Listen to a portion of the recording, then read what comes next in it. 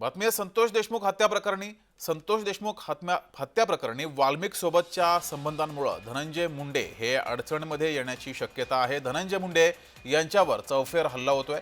सारंगी महाजन आणि संदीप क्षीरसागर यांच्या निशाण्यावर धनंजय मुंडे दिसतायत। या दोघांनीही धनंजय मुंडे यांच्यावर पुन्हा एकदा हल्लाबोल केलाय।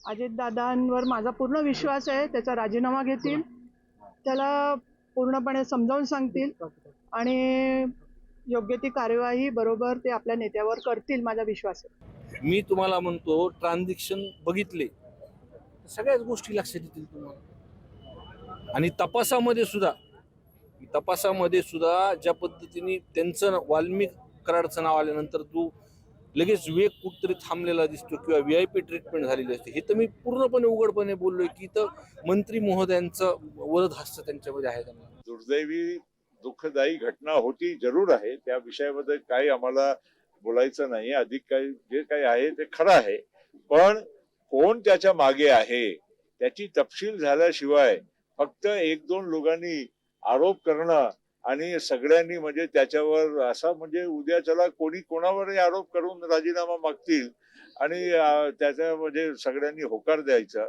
असं अजिबात नसते। फक्त जे काही असेल तपशीलचा भाग आहे ना, मुख्यमंत्री आणि जे गृहमंत्री आहेत त्यांनी स्वतः जे सांगितलं त्याच्या पलीकडे मी आणि आमच्या पक्षाने जाऊन काय सांगायचं काय गरज नाही।